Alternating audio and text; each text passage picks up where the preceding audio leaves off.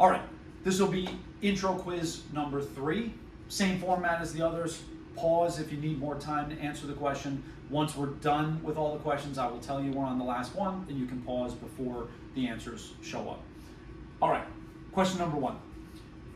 I want you to name what is the name for any plane that is not primary?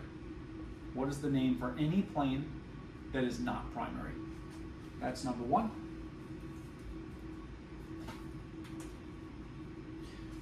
For number 2, I want you to use directional terms. And here we're going to look at the elbow versus the wrist. All right, let me just double check.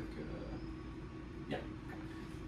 Elbow versus the wrist, I want you to tell me what is the relative position of your wrist compared to your elbow, using directional terms. What is the position of your wrist compared to your elbow? That's number 2.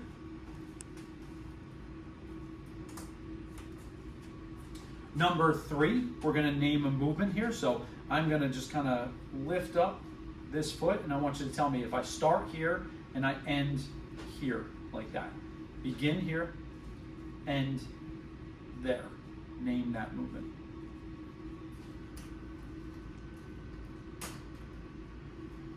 Number 4, again, we're going to kind of concentrate down here on my foot, and I want you to name this movement. If I start here and I end here, like that. Begin here, end there. Name that movement.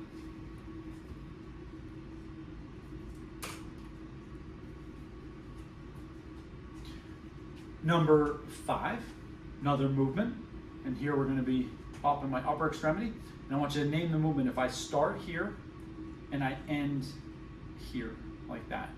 Start here, end there. Name that movement.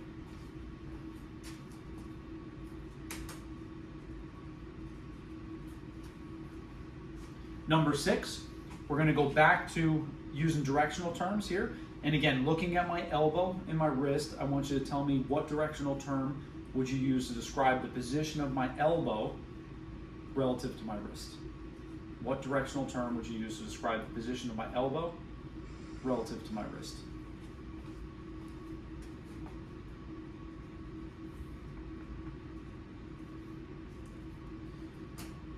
All right. Number 7, name this movement. So here, if I start here and I end here, like that, all right? Begin here, end there. Name that movement.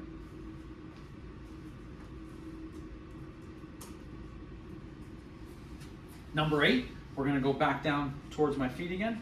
And here, actually, I'll do it this way. So I want you to name this movement. If I start here and I end there. All right. Start here, end there. Name that movement.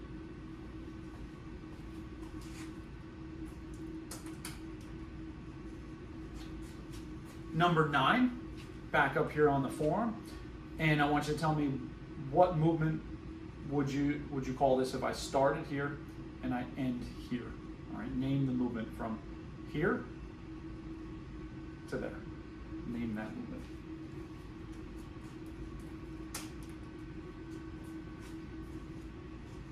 And then last question would be here in my hand, okay?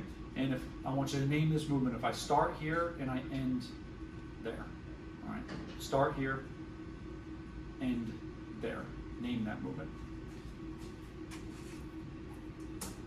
Okay, that was the end of the question. So pause if you need more time to answer.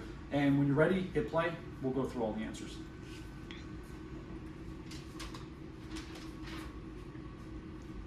All right, so going through the answers. Number 1 was name any plane that is not a primary plane, oblique. Anything that's not primary is an oblique plane. Number 2 was looking at the relative position between my elbow and my wrist, and we wanted to know for number 2, what directional term would you use to describe my elbow, or I'm sorry, no, pointing to the wrong thing, my wrist relative to my elbow, and we say that my wrist is distal to my elbow. Number 3, we did a movement here, and I kind of picked up my foot and I said, name the movement. If we start here and we end here like this, from here to there. And that is going to be external or lateral rotation of the thigh at the hip. So from here to there. External or lateral rotation of the thigh at the hip. Number 4, back down to the ankle joint, we said name this movement from here to there, and that's going to be dorsiflexion. Right? You can just say dorsiflexion, you can say dorsiflexion of the foot or of the foot at the ankle if you want. You don't have to, because dorsiflexion only happens there. Number 5, here we wanted to name another movement. So this is up in my forearm now. So we said name the movement if I start here and I end there. And that's going to be supination. You can say supination of the forearm, but you don't have to, because we can only supinate here. Now, notice when you were looking at this, I had my hand on my arm, and I'm going to do this during a practical, and that's to show you that this is a forearm movement and not an arm movement, right? So always pay attention to any question like that where I'm showing you rotations in the upper extremity.